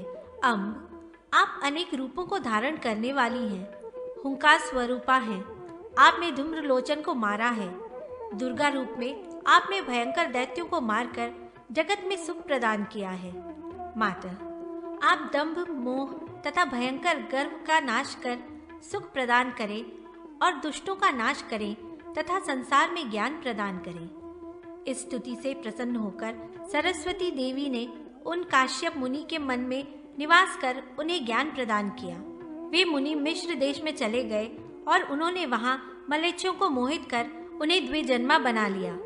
सरस्वती के अनुग्रह से उन लोगों के साथ सदा मुनि वृत्ति में तत्पर मुनि श्रेष्ठ काश्यप ने आर्य देश में निवास किया। उन आर्यों की देवी के वरदान से बहुत वृद्धि हुई। काश्यप मुनि का राज्यकाल 120 वर्ष तक रहा। राजपुत्र नामक देश में 8000 शूद्र हुए। उनके राजा आर्य पृथु हुए। उनमें ही मागध की उत्पत्ति हुई। मागध नाम के पुत्र का अभिषेक कर पृथु चले गए। यह सुनकर भृगुश्रेष्ठ, सौनक आदि ऋषि प्रसन्न हो गए। फिर वे पौराणिक सूत को नमस्कार कर विष्णु के ध्यान में तत्पर हो गए। 4 वर्ष तक ध्यान में रहकर वे उठे और नित्य नैमित्तिक क्रियाओं को संपन्न कर पुनः सूत जी के पास गए और बोले, लोमहर्षण जी, अब आप मागध राजाओं का वर्णन करें। किन मागधों ने कलियुग में राज्य किया? हे व्यास शिष्य, आप हमें यह बताएं। सूत जी ने कहा, मगध प्रदेश में काश्यप पुत्र मागध ने पिता से प्राप्त राज्य का भार वहन किया। उन्होंने आर्य देश को अलग कर दिया। पांचाल, पंजाब से पूर्व का देश मगध देश कहा जाता है। मगध की आग्नेय दिशा में कलिंग, उड़ीसा, दक्षिण में अवंती देश, नैऋत्य में आनर्त, गुजरात, पश्चिम में सिंधु देश, वायव्य दिशा में कैकय देश, उत्तर में मद्र देश और ईशान में कुलिंद देश है। इस प्रकार आर्य देश का उन्होंने भेद किया। इस देश का नामकरण महात्मा मागध के पुत्र ने किया था। अनंतर राजा ने यज्ञ के द्वारा बलराम जी को प्रसन्न किया। इसके फलस्वरूप बलभद्र के अंश से शिशुनाग का जन्म हुआ। उसने 100 वर्ष तक राज्य किया। उसे काकवर्मा नाम का पुत्र हुआ। उसने 90 वर्ष तक राज्य किया। उसे क्षेमधर्मा नाम का पुत्र हुआ। उसने 80 वर्ष तक राज किया। उसका पुत्र शैत्रोजा हुआ। उसने 70 वर्ष तक राज्य किया। उसके वेदमिश्र नामक पुत्र हुआ। उसने 60 वर्ष तक शासन किया। उसे अजातरिपु, अजातशत्रु नामक पुत्र हुआ। उसने 50 वर्ष तक राज्य किया। उसका पुत्र दर्भक हुआ। उसने 40 वर्ष तक राज्य किया। उसे उदयाश्रव नाम का पुत्र हुआ। उसने 30 वर्ष तक शासन किया। उसका पुत्र नंदवर्धन हुआ। उसने 30 वर्ष तक शासन किया। नंदवर्धन का पुत्र नंद हुआ। उसने पिता के तुल्य वर्षों तक राज्य किया। नंद के प्रनंद हुआ, जिसने 10 वर्ष राज्य किया। उससे परानंद हुआ। उसने अपने पिता के तुल्य वर्षों तक ही राज्य किया। उससे समानंद हुआ, उसने 20 वर्ष राज्य किया। उससे प्रियानंद हुआ, उसने भी पिता के समान वर्षों तक राज्य किया। उसका पुत्र देवानंद हुआ, उसने भी पिता के समान राज्य किया। देवानंद का पुत्र यज्ञभंग हुआ, उसने अपने पिता के आधे वर्षों तक 10 वर्ष राज्य किया। उसका पुत्र मौर्यानंद और उसका पुत्र महानंद हुआ, दोनों ने अपने अपने पिता के समान वर्षों तक राज्य किया। इसी समय कलि ने हरि का स्मरण किया। अनंतर प्रसिद्ध गौतम नामक देवता की काश्यप से उत्पत्ति हुई। उसने बौद्ध धर्म को संस्कृत कर पट्टन नगर कपिलवस्तु में प्रचार किया और 10 वर्ष तक राज्य किया। उससे शाक्य मुनि का जन्म हुआ, उसने भी 20 वर्ष तक राज्य किया। उससे शुद्धोदन नामक पुत्र हुआ, उसने 30 वर्ष तक शासन किया। उससे शक्य सिंह का जन्म हुआ। कलयुग के 2000 वर्ष व्यतीत हो जाने के बाद शताद्री में उसने शासन किया। कलि के प्रथम चरण में वेद मार्ग को उसने विनष्ट कर दिया और 60 वर्ष तक उसने राज्य किया। उस समय प्राय सभी बौद्ध हो गए। विष्णु स्वरूप उसके राजा होने पर जैसा राजा था वैसी ही प्रजा हो गई, क्योंकि विष्णु की शक्ति के अनुसार ही जगत में धर्म की प्रवृत्ति होती है। जो मनुष्य मायापति हरि की शरण में जाते हैं वे उनकी कृपा के प्रभाव से मोक्ष के भागी हो जाते हैं। शक्य सिंह का पुत्र बुद्ध सिंह हुआ, उसने 30 वर्ष राज्य किया। उसका पुत्र शिष्य चंद्रगुप्त हुआ, जिसने पारसी देश के राजा सुलूब सेल्यूकस की पुत्री के साथ विवाह कर यवन संबंधी बौद्ध धर्म का प्रचार किया। उसने 60 वर्ष तक शासन किया। चंद्रगुप्त का पुत्र बिंबसार हुआ, उसने भी पिता के समान राज्य किया। उसका पुत्र अशोक हुआ। उसी समय कान्यकुब्ज देश का एक ब्राह्मण आबू पर्वत पर चला गया और वहां उसने विधि पूर्वक ब्रह्महोत्र संपन्न किया। वेद मंत्रों के प्रभाव से यज्ञ कुंड से 4 क्षत्रियों की उत्पत्ति हुई। प्रमर, परमार, सामवेदी, जपहानी, चौहान, कृष्ण यजुर्वेदी, त्रिवेदी, गहरवार, शुक्ल यजुर्वेदी और परिहारक अथर्ववेदी क्षत्रिय थे। वे सब ऐरावत कुल में उत्पन्न गजों पर आरूढ़ होते थे। इन लोगों ने अशोक के वंशजों को अपने अधीन कर भारतवर्ष के सभी बौद्धों को नष्ट कर दिया। अवंत में परमार राजा हुआ। उसने 4 योजन विस्तृत अम्बावती नामक पुरी में स्थित होकर सुखपूर्वक जीवन व्यतीत किया। महाराज विक्रमादित्य के चरित्र का उपक्रम। सूत जी बोले, शौनक, चित्रकूट पर्वत के आसपास के क्षेत्र प्राय आज के पूरे बुंदेलखंड एवं बघेलखंड में परिहार नाम का एक राजा हुआ। उसने रमणीय कलिंजर नगर में रहकर अपने पराक्रम से बौद्धों को परास्त कर पूरी प्रतिष्ठा प्राप्त की। राजपुताने के क्षेत्र दिल्ली नगर में चपहानी चौहान नामक राजा हुआ। उसने अति सुंदर अजमेर नगर में रहकर सुखपूर्वक राज्य किया। उसके राज्य में 4 वर्ण स्थित थे। आनर्त गुजरात देश में शुक्ल नामक राजा हुआ। उसने द्वारका को राजधानी बनाया। शौनक जी ने कहा, हे महाभाग, अब आप अग्निवंशी राजाओं का वर्णन करें। सूत जी बोले, ब्राह्मणों, इस समय मैं योग निद्रा के वश में हो गया हूँ। अब आप लोग भी भगवान का ध्यान करें। अब मैं थोड़ा विश्राम करूँगा। यह सुनकर मुनिगण भगवान विष्णु के ध्यान में लीन हो गए। लंबे अंतराल के बाद ध्यान से उठकर सूत जी पुनः बोले, महामुने, कलियुग के 3310 वर्ष व्यतीत होने पर प्रमर नामक राजा ने राज्य करना प्रारंभ किया। उन्हें मुहम्मद नामक पुत्र हुआ, जिसने पिता के शासनकाल के आधे समय तक राज्य किया। उसे देवापी नामक पुत्र हुआ। उसने भी पिता की तुल्य वर्षों तक राज्य किया। उसे देवदूत नामक पुत्र हुआ। उसके गंधर्वसेन नामक पुत्र हुआ, जिसने 50 वर्ष तक राज्य किया। वह अपने पुत्र शंख का अभिषेक कर वन चला गया। शंख ने 30 वर्ष तक राज्यभार संभाला।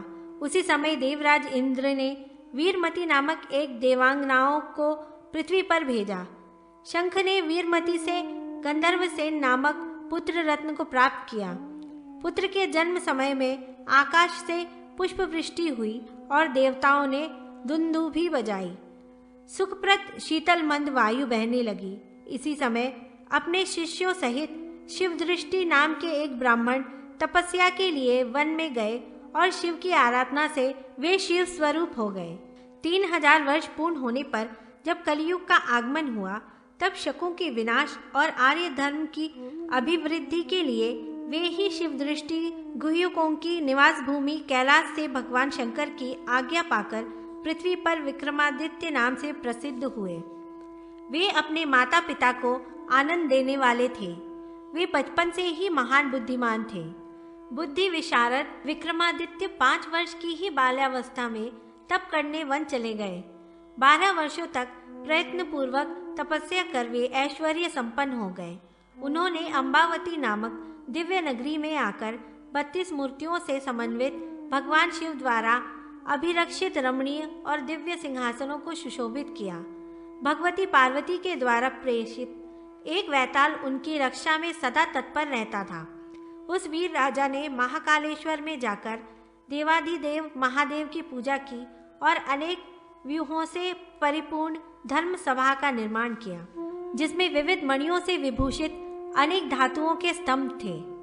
शौनक जी, उसने अनेक लताओं से पूर्ण पुष्पान्वित स्थान पर अपने दिव्य सिंहासन को स्थापित किया। उसने वेद वेदांग पारंगत मुख्य ब्राह्मणों को बुलाकर विधिवत उनकी पूजा कर उनसे अनेक धर्म गाथाएं सुनी। इसी समय वैताल नामक देवता ब्राह्मण का रूप धारण कर आपकी जय हो इस प्रकार कहता हुआ वहां आया और उनका अभिवादन कर आसन पर बैठ गया। उस वैताल ने राजा से कहा, राजन, यदि आपको सुनने की इच्छा हो तो मैं आपको इतिहास से परिपूर्ण एक रोचक आख्यान सुनाता हूँ। इसे आप सुने। प्रतिसर्ग पर्व प्रथम खंड संपूर्ण। प्रतिसर्ग पर्व द्वितीय खंड। स्वामी एवं सेवक की परस्पर भक्ति का आदर्श। राजा रूपसेन तथा वीरवर की कथा। सूत जी बोले, महामुने, एक बार रुद्र किंकर वैताल ने सर्वप्रथम भगवान शंकर का ध्यान किया और फिर महाराज विक्रमादित्य से इस प्रकार कहना प्रारंभ किया, राजन, अब आप एक मनोहर कथा सुने। प्राचीन काल में सर्व समृद्धिपूर्ण वर्धमान नामक नगर में रूपसेन नाम का एक धर्मात्मा राजा रहता था। उसकी पतिव्रता रानी का नाम विद्वनमाला था। एक दिन राजा के दरबार में वीरवर नाम का एक क्षत्रिय गुणी व्यक्ति अपनी पत्नी, कन्या एवं पुत्र के साथ वृत्ति के लिए उपस्थित हुआ। राजा ने उसकी विनयपूर्ण बातों को सुनकर प्रतिदिन 1 सहस्त्र स्वर्ण मुद्रा वेतन निर्धारित कर महल के सिंह द्वार पर रक्षक के रूप में उसकी नियुक्ति कर ली। कुछ दिन बाद राजा ने अपने गुप्तचरों से जब उसकी आर्थिक स्थिति का पता लगाया तो ज्ञात हुआ कि वह अपना अधिकांश द्रव्य यज्ञ, तीर्थ, शिव तथा विष्णु के मंदिरों में, आराधनादि कार्य में तथा साधु, ब्राह्मण एवं अनाथों में वितरित कर अत्यल्प शेष से अपने परिजनों का पालन करता है। इससे प्रसन्न होकर राजा ने उसकी स्थायी नियुक्ति कर दी। एक दिन जब आधी रात में मूसलाधार वृष्टि, बादलों की गरज एवं झंझावत से रात्रि की विभीषिका सीमा पार कर रही थी, उसी समय श्मशान से किसी नारी की करुण क्रंदन ध्वनि राजा के कानों में पड़ी। राजा ने सिंह द्वार पर उपस्थित वीरवर से इस रुदन ध्वनि का पता लगाने के लिए कहा। जब वीरवर तलवार लेकर चला तब राजा भी उसके भय की आशंका तथा उसके सहयोग के लिए एक तलवार लेकर गुप्त रूप से स्वयं उसके पीछे लग गया। वीरवर ने श्मशान में पहुंचकर एक स्त्री को वहां रोते देखा और उससे जब इसका कारण पूछा तब उसने कहा कि मैं इस राज्य की लक्ष्मी, राष्ट्र लक्ष्मी हूँ। इसी मास के अंत में राजा रूपसेन की मृत्यु हो जाएगी। राजा की मृत्यु हो जाने पर मैं अनाथ होकर कहाँ जाऊंगी? इसी चिंता से मैं रो रही हूँ। स्वामी भक्त वीरवर ने राजा के दीर्घायु होने पर उससे उपाय पूछा। इस पर वह देवी बोली, यदि तुम अपने पुत्र की बलि चंडिका देवी के सामने दे सको तो राजा के आयु की रक्षा हो सकती है। फिर क्या था, वीरवर उल्टे पांव घर लौट आया और अपनी पत्नी, पुत्र तथा लड़की को जगाकर उनकी सम्मति लेकर उसके साथ चंडिका के मंदिर में जा पहुंचा। राजा भी गुप्त रूप से उसके पीछे पीछे सर्वत्र चलता रहा।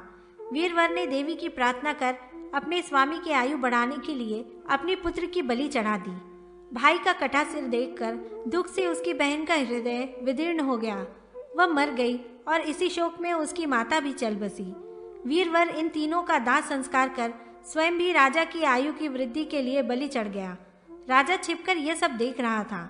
उसने देवी की प्रार्थना कर अपने जीवन को व्यर्थ बताते हुए अपना सिर काटने के लिए ज्यों ही तलवार खींची, त्यों ही देवी ने प्रकट होकर उसका हाथ पकड़ लिया और बोली, राजन, मैं तुम पर बहुत प्रसन्न हूँ। तुम्हारी आयु तो सुरक्षित हो ही गई। अब तुम अपनी इच्छानुसार वर मांग लो। राजा ने देवी से परिजनों सहित वीरवर को जिलाने की प्रार्थना की। तथास्तु कहकर देवी अंतर्ध्यान हो गई। राजा प्रसन्न होकर चुपके से वहां से चलकर अपने महल में आकर लेट गया।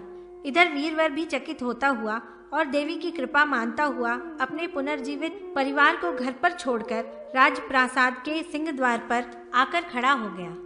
अनंतर राजा ने वीरवर को बुलाकर रात में रोने वाली नारी के रुदन का कारण पूछा तो वीरवर ने कहा, राजन, वह तो कोई चुड़ैल थी। मुझे देखते ही वह अदृश्य हो गई। चिंता की कोई बात नहीं है।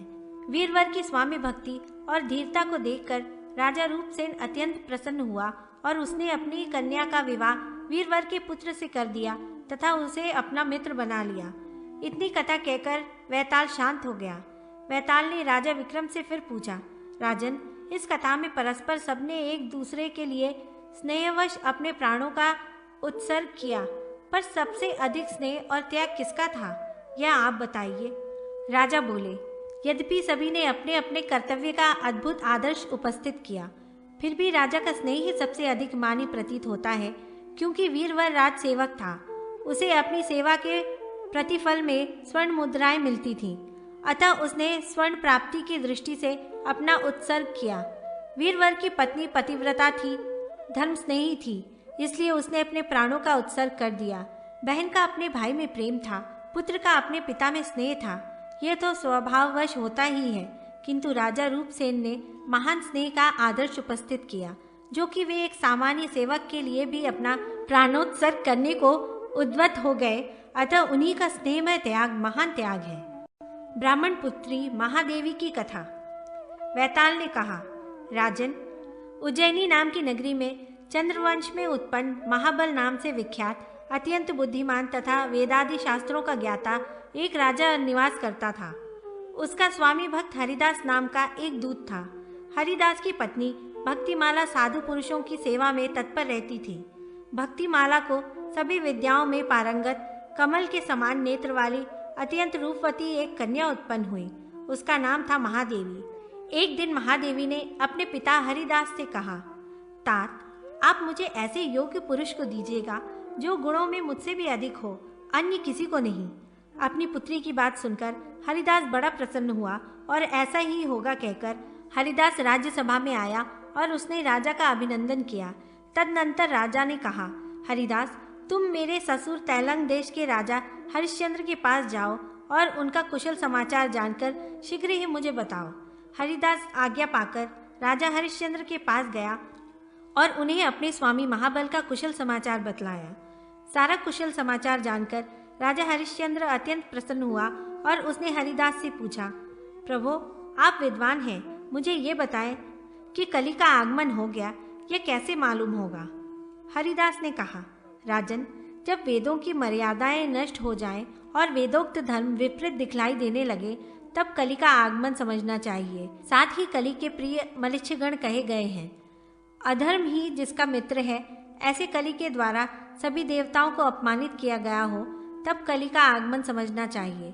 राजन, पाप की स्त्री का नाम है मृषा, असत्य। उसका पुत्र दुख कहाँ गया है? दुख की स्त्री है दुर्गति, जो कलियुग में घर घर में व्याप्त रहेगी। सभी राजा क्रोध के वशीभूत हो जाएंगे तथा सभी ब्राह्मण काम के दास हो जाएंगे। धनिक वर्ग लोभ के वशीभूत हो जाएगा तथा शूद्रजन महत्व को प्राप्त करेंगे। स्त्रियां लज्जा से रहित होंगी और सेवक स्वामी के ही प्राण हरण करने वाले होंगे। पृथ्वी निष्फल सत्व शून्य हो जाएगी। ऐसी स्थिति में समझना चाहिए कि कली का आगमन हो गया है। किंतु कलयुग में जो मनुष्य भगवान श्री हरि की शरण में जाएंगे, वे ही आनंद से रह पाएंगे, अन्य कोई नहीं। यह सुनकर राजा हरिश्चंद्र बहुत प्रसन्न हुआ और उसने उसे बहुत सी दक्षिणा देकर विदा किया तथा राजा महाबल को संपूर्ण समाचार देकर अपने महल में चला आया और वह विप्र भी अपने शिविर में आ गया।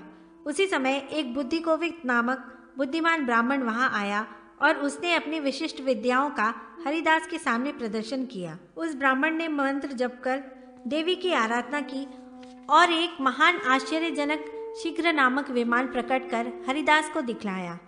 उसकी विद्याओं से मुग्ध होकर हरिदास ने उसे अपनी कन्या के योग्य समझकर उसका वरण कर लिया। हरिदास का पुत्र था मुकुंद। वह विद्या अध्ययन के लिए अपने गुरु के यहाँ गया था।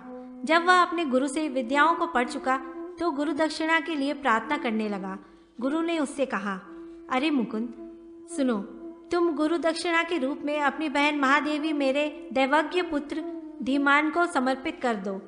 ठीक है, ऐसा कहकर मुकुंद अपने घर आ गया। इधर हरिदास की पत्नी भक्तिमाला ने द्रोणी शिष्य वामन नामक एक विप्र का, जो शब्दवेदी बाण चलाने में कुशल एवं शस्त्र विद्या का ज्ञाता था, उसकी विद्या से प्रभावित होकर अपनी कन्या के लिए दक्षिणा, तांबूल आदि के द्वारा पूजित कर उसका वरण कर लिया। समय आने पर पिता, पुत्र तथा माता द्वारा वरण किए गए तीनों गुणवान ब्राह्मण महादेवी नामवली उस कन्या को प्राप्त करने के लिए हरिदास के यहाँ आ पहुँचे। इसी बीच एक राक्षस अपनी माया से उस कन्या महादेवी का हरण कर विंध्य पर्वत पर चला गया। यह समाचार जानकर ये तीनों कन्यार्थी दुखी होकर रोने लगे। जब उनमें से गुरुपुत्र धीमान नामक दैवज्ञ विद्वान ब्राह्मण से कन्या का पता पूछा गया तो उसने बतलाया कि वह कन्या विंध्य पर्वत पर राक्षस द्वारा हरण कर ले जाई गई है। तदनंतर उस कन्या की प्राप्ति के लिए द्वितीय बुद्धि कोविद नामक ब्राह्मण ने अपने द्वारा बनाए गए आकाशचारी विमान पर उन दोनों विप्रों को बैठाकर विंध्य पर्वत पर पहुंचा। तब शब्दवेदी बाणों को चलाने में निपुण वामन नामक तीसरे ब्राह्मण ने धनुष पर बाण का संधान किया और बाण से उस राक्षस को मार डाला। वे तीनों कन्या महादेवी को प्राप्त कर उसी विमान में बैठकर उज्जैनी में वापस लौट आए। वहां पहुंचकर तीनों ब्राह्मण अपने अपने कार्य का महत्व बताते हुए कन्या के वास्तविक अधिकारी होने के लिए परस्पर में विवाद करने लगे। यह निर्णय नहीं हो सका कि कन्या का विवाह किसके साथ हो। वैताल ने राजा विक्रम से पूछा, राजन, आप बतलाएं कि इन तीनों में विवाह का अर्थात कन्या प्राप्त करने का अधिकारी कौन है? राजा विक्रमादित्य ने कहा, जिस विद्वान गुरु के पुत्र ज्योतिषी ब्राह्मण ने कन्या का यह पता बताया कि वह राक्षस द्वारा चुराकर विंध्य पर्वत पर पहुंचाई गई है, वह ब्राह्मण कन्या के लिए पितृतुल्य है। और जिस दूसरे ब्राह्मण बुद्धि कोविद ने अपने मंत्र बल द्वारा उत्पन्न विमान से महादेवी नाम की कन्या को यहाँ पहुँचाया, वह भाई के समान है। किंतु जिस वामन नामक ब्राह्मण कुवक ने शब्दवेदी बाणों से राक्षस के साथ युद्ध कर उसे मार गिराया, वही वीर ब्राह्मण इस कन्या को प्राप्त करने का योग्य अधिकारी है। समान वर्ण में विवाह संबंध का औचित्य। त्रिलोक सुंदरी की कथा। वैताल पुनः बोला, राजन, अब मैं एक दूसरी कथा सुनाता हूँ। चंपापुरी भागलपुर नाम की एक प्रसिद्ध नगरी थी। वहाँ चंपकेश नाम का एक बलवान और धनुर्धारी राजा रहता था। उसकी रानी का नाम था सुलोचना। उसके त्रिलोक सुंदरी नाम की एक कन्या उत्पन्न हुई। उसका मुख चंद्रमा के समान, भौहें धनुष की प्रत्यंचा के समान, नेत्र मृग के समान तथा शब्द कोकिल के समान थे। राजन, उस बाला से देवता भी विवाह करना चाहते थे, अन्य मनुष्यों की तो बात ही क्या। उसके स्वयंवर में लोक विश्रुत सभी राजा तथा देवराज इंद्र, वरुण, कुबेर, धर्मराज और यम आदि देवता भी मनुष्य का शरीर धारण करके आए। उनमें से इंद्रदत्त ने कन्या के पिता राजा चंपक से कहा, राजन, मैं सभी शास्त्रों में कुशल हूँ, रूपवान एवं मनोरम हूँ, अतः आप अपनी पुत्री को मुझे समर्पित कर दें। दूसरे धर्मदत्त ने कहा, राजन, मैं धनुर्विद्या में कुशल एवं मनोरम हूँ, आप अपनी कन्या मुझे समर्पित करें। तीसरे ने कहा, राजन, मेरा नाम धनपाल है, मैं सभी प्राणियों की भाषा जानता हूँ, मैं गुणवान और रूपवान भी हूँ, आप अपनी कन्या मुझे समर्पित कर सुखी होइए। चौथे ने कहा, राजन, मैं सर्वकला विशारद हूँ, प्रतिदिन अपने उद्योग से 5 रत्न प्राप्त करता हूँ। उनमें से पुण्य के लिए 1 रत्न, होम के लिए द्वितीय रत्न, आत्मा के लिए तृतीय रत्न, पत्नी के लिए चतुर्थ रत्न तथा शेष अंतिम रत्न भोजन के लिए व्यय करता हूँ। अतः आप अपनी कन्या मुझ सर्वकला विशारद को प्रदान करें। यह सुनकर राजा आश्चर्य में पड़ गया कि अपनी कन्या मैं किसे दूं। वह कुछ निश्चय नहीं कर पाया। अंत में उसने सारी बातें कन्या को बताई और उससे पूछा कि तुम्हें इनमें से कौन सा वर अभिष्ट है। पर कन्या त्रिलोक सुंदरी ने लज्जावश कुछ भी उत्तर नहीं दिया। वैताल ने पूछा, राजन, अब आप बताइए कि उस कन्या के योग्य वर इनमें से कौन था। राजा बोला, रुद्र किंकर, वह रूपवती कन्या त्रिलोकी सुंदरी धर्मदत्त के योग्य है, क्योंकि इंद्रदत्त वेदादि शास्त्रों का ज्ञाता है, अतः वर्ण से वह द्विज कहा जाएगा।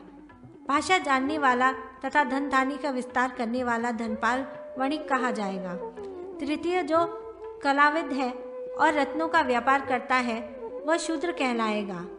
वैताल, सवर्ण के लिए ही कन्या योग्य होती है, अतः धनुर्वेद शास्त्रों में जो निपुण धर्मदत्त है वह वर्ण से क्षत्रिय कहलाएगा, इसलिए उस क्षत्रिय कन्या का विवाह धर्मदत्त के साथ ही किया जाना चाहिए।